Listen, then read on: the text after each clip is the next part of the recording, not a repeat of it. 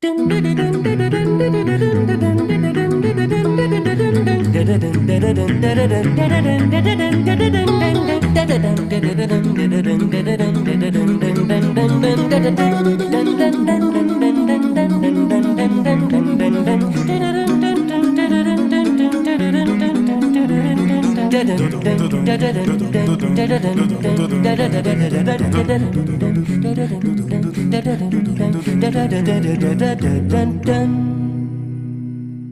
evening, ladies and gentlemen. We're so glad to welcome you as part of our community tonight. Please note that this webinar is being recorded and distributed live stream. By entering this virtual meeting room, you give your consent to be recorded and distributed by Vienna Live with Simeon Moore and other third parties. If you wish to not be recorded, please go to the LinkedIn live video feed, the link to which has been placed in the chat room.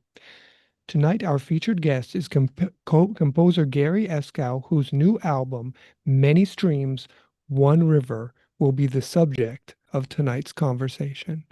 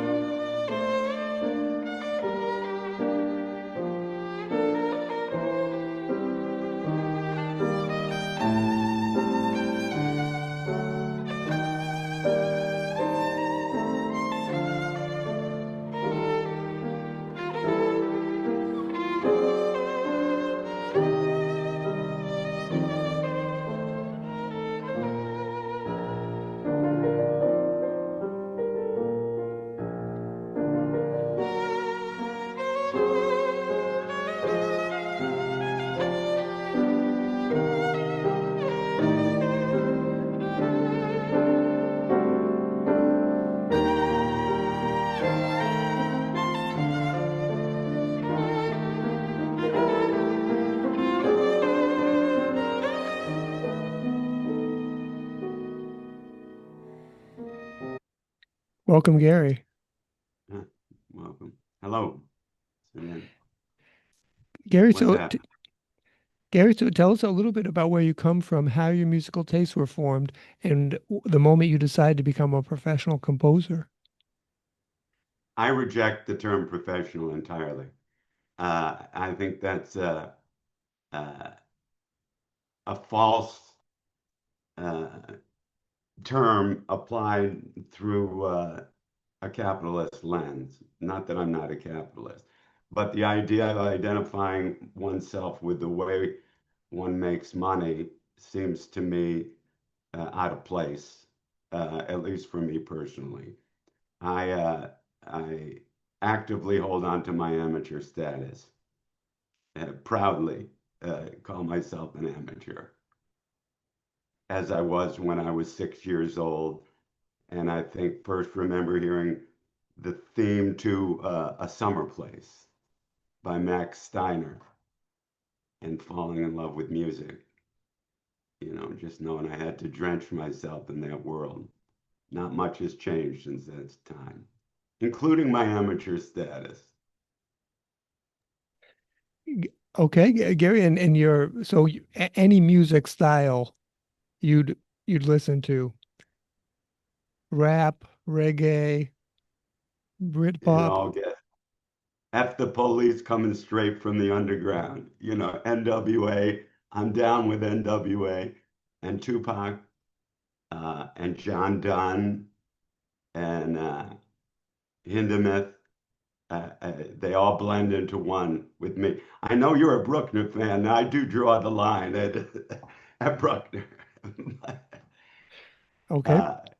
It's all good. It's all the same to me.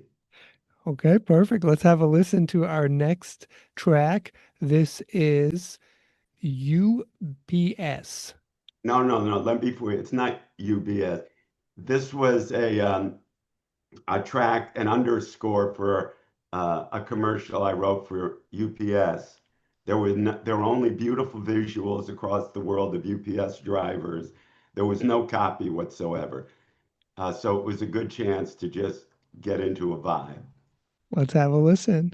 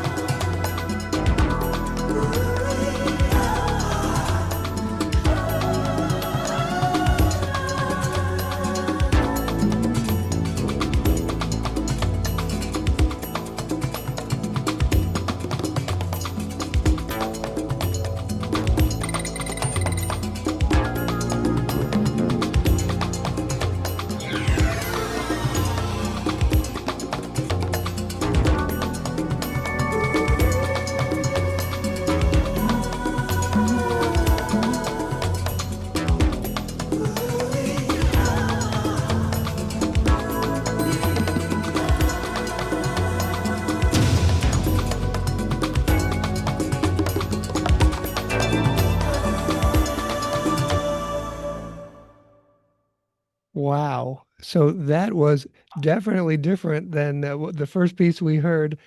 Tell us, what is this album, One River, Many Streams, all about? Well, how about that Viv Cherry and those two other singers? I mean, come on now. Those girls were on every major album at the time, Quincy and Down. And my dear friend Bashiri Johnson, who I still work with, played the percussion. Bashiri remains the most in-demand African percussionist, certainly in the States. He was rehearsing with Michael Jackson the night MJ overdosed. Bash has been with everybody, and what a performance he gave. And those ladies were just something else. Yeah, so my thing is what I get recognized for when I do get recognized, which is not that often, uh, is that no matter what style I reference, um, this the energy is always mine, and that's the constant that I bring. Um, so the first track there, which we played nearly to the end, an American Elegy, which was performed by Phil Setzer, the Emerson Quartet, and my dear friend Christopher Johnson, the pianist. I wrote that in about an hour when a dear friend died 2 years ago of esophageal cancer. And that was for his partner, Elaine, also a dear friend of mine. And they live in Woodstock, New York, where I lived. So I got the vibe to write in a kind of a traditional Americana, uh, folk influence style. And I think the kind of Brahms influence is also in there and some of the part writing. So I just go where I go, And this but I don't album, do it for the show. Huh? And and both of those are on the second volume of Many Streams, One River. so it's a collection of all your different work in any of all your different interests. Yeah, I thought that my time to be recognized in my lifetime had passed. I never had any doubt that I would be discovered at some point. But it was never about self-promotion. So a year and a half ago, I put all my stuff on Spotify, 9 albums worth, including my jingle reel and my classical guitar reel, and an album called a project called Before the Memory Fades that I wrote for the sax player Baron Raymond when he was playing six woodwinds with Rod Stewart's band when Rod was the #1 touring act in the world. And that's on my website, GaryEskow.com. Some of the stuff that's not on this album. I love that smooth jazz project. But Parmer heard this stuff and reached out to me, and we decided to work a thing out where I released 3 albums, which is essentially my life's work, the best parts of it. Wow. Okay, so let's have a listen to the next track. This is from the Woodstock Chronicles. Uh, oh, wait a second. All right. Well, we're listening. I thought we were going to the Sunlight Prelude, but we can do whatever. Okay, the Sunlight Sonata, Henry Mancini. Well, how about the Prelude? The Prelude, got it. 13. 1 second.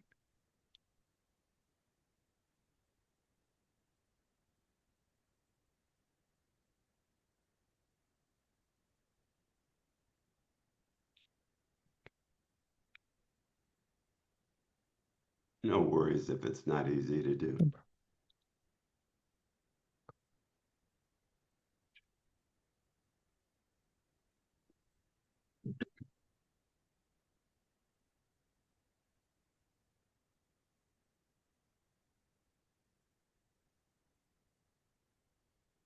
Okay, so this is Sunlight Sonata Prelude, is that right? Yeah, let's give it a whirl. Okay, here we go. This is the Sunlight Sonata Prelude.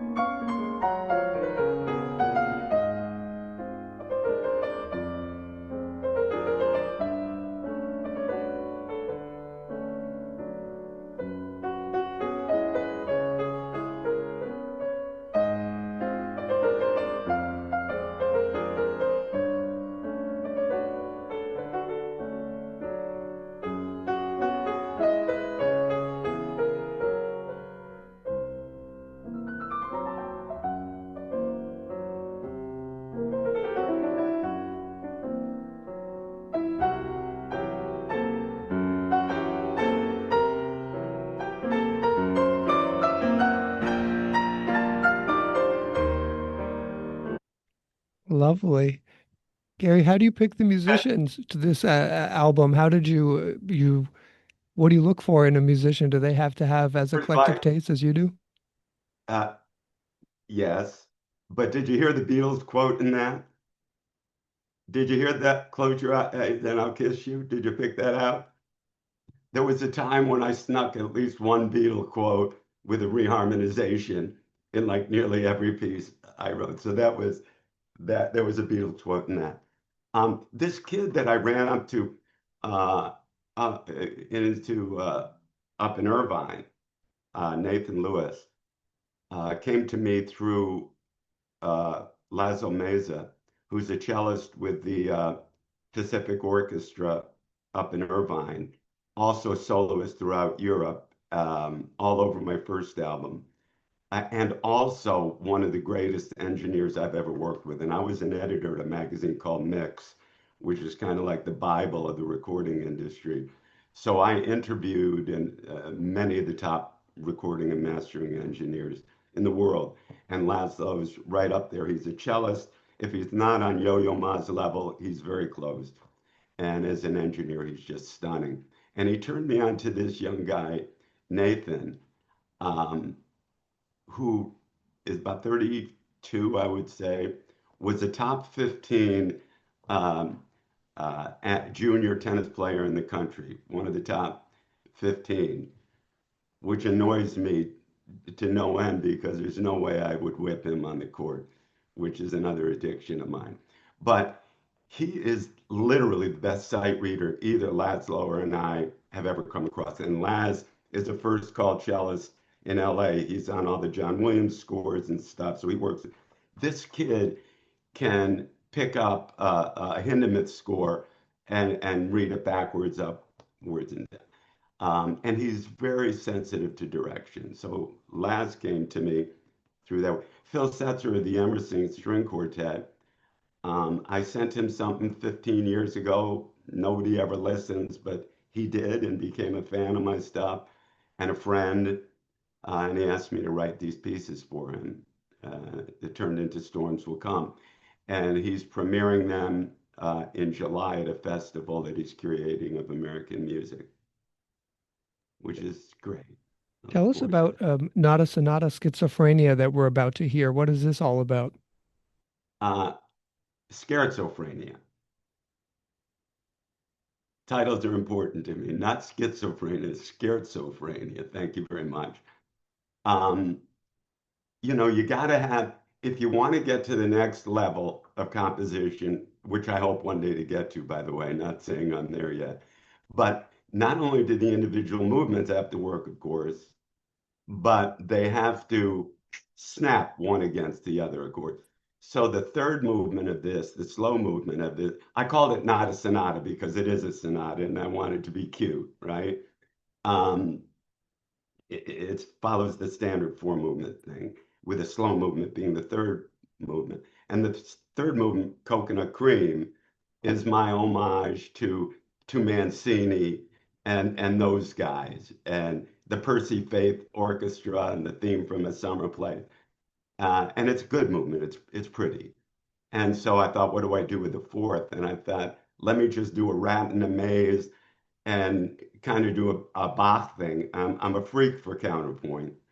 So the first page is just like Bach with every measure in a different time signature, and then it settles down a little bit. So the first page is what we'll get to hear, to the rats in a maze. Okay. So this we're listening to Schizophrenia? Yeah, we'll get through probably the first page in 30 seconds. Okay.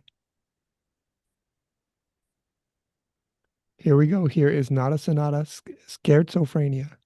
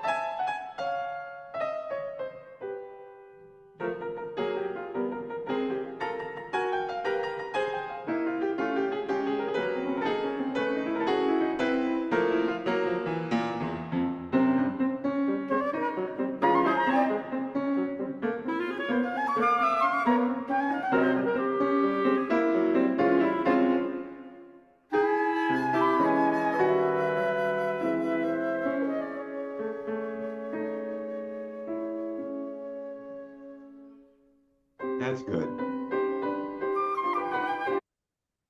Okay, Yeah, just a nutty little thing, actually.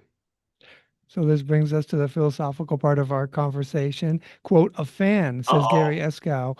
That's how I would define my involvement with music on the most primary level. I can still listen to the Percy Faith Orchestra's rendition of Theme from a Summer Place or Ray Charles' version of his own Leave My Woman Alone and get the same thrill I did when I was a boy. Every piece of music that has touched me along the way, from the works of the ancient masters to that written by the great composers of our day, retains its ability to move me. End quote. What does great music mean to you? What makes one music succeed in touching you where another music falls short? Let me give a historical moment in my life that has nothing to do with music. It makes the point. Back in the day, uh, in 1977, the New York Knickerbockers won the world championship. I was a high school basketball player. I'm in the McBurney gym on 66th Street across from Lincoln Center, shooting baskets one day. And Earl the Pearl Monroe walks in. You guys might not know him, but he was voted one of the best NBA players of the 20th century. He was a spindly guy compared to the huge guys in the NBA, but when he walked onto that court in the McBurney gym in those gray sweats, he was a Greek god. I went up to him and I said, may I rebound for you? And he said, it ain't my basket, which I took as a warm invitation to spend some on-court time. I rebounded for him for about 6 months, 6 minutes. All I cared about was passing to him. I didn't care about anything but being around greatness and soaking it in. And then he did what you do. Eventually, he passed the ball to me. And as I asked my basketball friends, would you be nervous shooting before one of the great players of all time? I wasn't nervous. I hit 6 jump shot swishes in a row from one side of the court to another. Went in and took my layup, which was the finishing part of the drill that you learn in high school. Suddenly, the gym, which had been empty, was filled with, it seemed like 2,000 people saying, Earl, look at me, look at me, look at me. I went out one door, he went out the other. I was like I was on acid or something. And I realized something. The gift is always there. And I've never had writer's block since that moment because if I'm not bringing it, somebody's bringing it. And I pick a box score off or I listen to Otis Redding and I get the same charge. So it's the same thing with music as it was that day with Earl. I wasn't nervous because I wasn't trying to show off for him. It wasn't even him as a human being. It was his genius on the court. And I just want to be around greatness. And to my amazement, I've gotten a couple inches farther up the scale than I ever dreamed I would get. You know what I'm saying? I'll be a bench player on Earl's team. I'll be a bench player on, anyone's team. And then I get my chance to shoot. And that's what's happened to me. I'm getting my chance to shoot. Let's have a listen to the next track. This is the Sunlight Sonata homage to Henry Mancini. Nah, okay, all right, Which that's all one what right. would you like to hear, Gary? No, no, yeah, let's listen to the Hank one. Oh Okay. no, you know what? Listen to okay, no, that's fine. We don't have any other. That's fine. Oh, we do. Somebody, I've got all of them right here. could you put Remembering Ray on? Hmm. I wrote that the day after. I started the day after Ray Charles died. Will do. Okay. Here here we go. This is Remembering Ray from the this is It's not the a second sonata, movement, not a sonata, right? not a sonata Remembering Ray.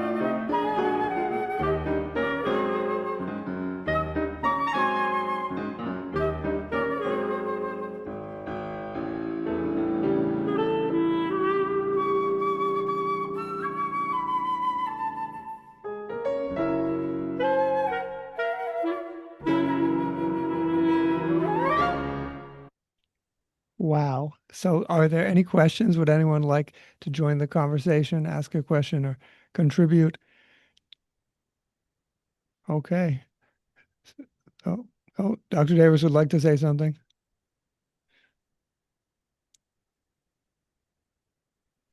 Yeah, now you can hear me, Sim, I think. Yeah. Thank you very much. Very nice meeting you on this Nice show. meeting. Your music is really charming. A lot of good beat to it. Where do you come from? Or where do you live? I now live in La Jolla, California. I'm from Utica, New York. I've Oh, been here for 3 years, and before that, I spent the previous 5 years high on a mountain in Woodstock, New York. oh, Woodstock, New York. Yes, sir. Oh boy. It's Where still got that vibe. I'm in Plattsburgh, New York. I'm from Brooklyn originally. Where the Uh, hell is Woodstock, New York? oh, yeah. Woodstock. I went to Albany State. Oh, So, I see. Okay. Well, that's nice music. Let's hear. Keep keep producing it, would you? well, please just go on the Navona site or my website, GaryEskow.com, and there are links to all this stuff. I'd be Thank grateful you. to hear from you. Are you a composer? No, no. I used to play accordion and then the violin, but that's that's you got to put about 70 years between me and that. Uh-huh. Do you know the great accordionist Dominic Cortese? Yes, I don't know him, but I know of him. I'll tell you something. If you go on the Navona site, I end each of my albums with a jingle. The first jingle I ever did was for Lele Aperitif, and Dominic Cortese plays the accordion on that. Check it out. He Okay, was a legend at the time, thank a you, great player. But thank you so much for thank you. checking. Good job. Keep up the good work. Thanks, Thank Sam. you. Thanks, Thank Dr. you. Davis. So, last question, Gary. What do you wish all of us who listen to this album, what would you like us to take away from that experience? Um, you know, just that my that I reflect the beauty that I've received and maybe in some way made it my own. There's a great a quote by Stravinsky where Stravinsky said that if I had better ears, I wouldn't have been as good a composer. He said, because all I was trying to do was imitate Bach, but I couldn't get it right. It came out me, which I think is a brilliant quote. And I'm kind of the same way. I mean, I do have technique, but I just take my influences in and some way they come out with a little bit of me, hopefully. Okay, let's see how we can get the album. It's on navonarecords.com. So all you have to do is click right in, let's say Gary, in the search measure, search in the search query, and there we go. Gary Eskow comes right up, and we can find his albums right there. Many Streams Volume 1 and Volume 2, which we've heard today. That's navonarecords.com. And if we'd like to stay in touch with Gary, that's easy enough. It's garyeskow.com. And people can reach out to you if they have any questions here, Gary. Oh, I would love it. Perfect. So just click on contact on garyeskow.com, and Gary would be delighted to hear from you, hear your comments, and touch base with you. Uh, thank you so very much to Gary Eskow. Thank you, sir. Appreciate your time. And before we go, I'd just like us to have a look at the Vienna Live website and bring your attention to the sponsorship campaign we have going on right now. For $5 a month, you will receive one Vienna Live Celebrates 5 Years mug. For $10 a month, you will receive one Vienna Live Celebrates 5 Years mug and one Vienna Live City tote bag. Also, there is no minimum sponsorship level. If you click under one-time payment, custom, you can choose whichever sponsorship level you'd like. There is no minimum. All sponsorships allow for Vienna Live to continue to operate as a free music public service. Again, that's all information about upcoming shows is available at www.simeonmorrow.com. Once again, thank you so very much to Gary Eskow. Thank you to Vienna Live's corporate and individual sponsors. Your ongoing support allows Vienna Live to continue to operate as a free public music service. Thanks very much to my cousin Mike, a marketer from Layer App. If you're an architect or an engineer, they have a really cool tool you should check out. And of course, most of all, thanks to you, our participants, who make it all worthwhile. From Washington, D.C. and La Jolla, California, goodbye, and see you next Wednesday.